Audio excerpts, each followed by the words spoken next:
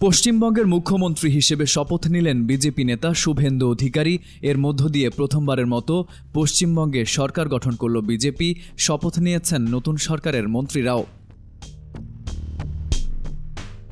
কলকাতার ঐতিহাসিক brigade parade গ্রাউন্ডে শনিবার স্থানীয় সময় বেলা 11টায় শপথ অনুষ্ঠান শুরু হয়।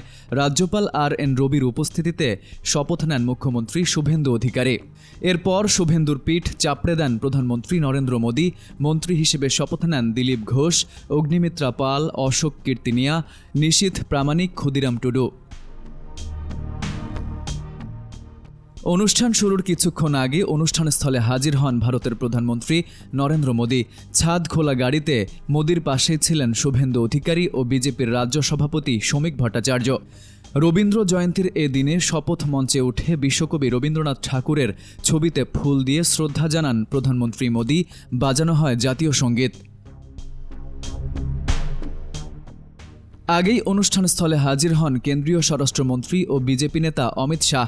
শপথ মঞ্চে দেখা গেছে বিজেপির সর্বভারতীয় সভাপতি নীতিন নবীন, কেন্দ্রীয় মন্ত্রী রাজনাথ সিং, শিবরাজ সিং চৌহান, জেপি নাড্ডাকে।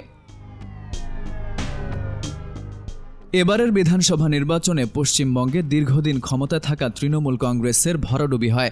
মুখ্যমন্ত্রী পদে মমতা বন্দ্যোপাধ্যায়ের স্থলাভিষিক্ত হলেন তারই এক সময়ের ঘনিষ্ঠ মিত্র ও বর্তমান রাজ্য বিজেপির পরিষদীয় দলের নেতা শুভেন্দু অধিকারী। শুক্রবার সন্ধ্যা রাজভবনে গিয়ে রাজ্যপাল আর.এন. রবির সঙ্গে দেখা করে বিজেপির 207 জন নবনির্বাচিত বিধায়কের সইসহ নতুন সরকার গড়ার আবেদনপত্র রাজ্যপালের কাছে জমা দেন শুভেন্দু।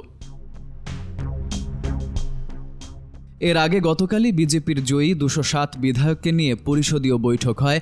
বৈঠকে উপস্থিত ছিলেন ভারতের কেন্দ্রীয় স্বরাষ্ট্রমন্ত্রী অমিত শাহ। বৈঠকের পর বিজেপি নেতা শুভেন্দু অধিকারীকে পশ্চিমবঙ্গের মুখ্যমন্ত্রী পদে বসানোর ঘোষণা দেন অমিত শাহ। Farid Ahmed, IBTV USA।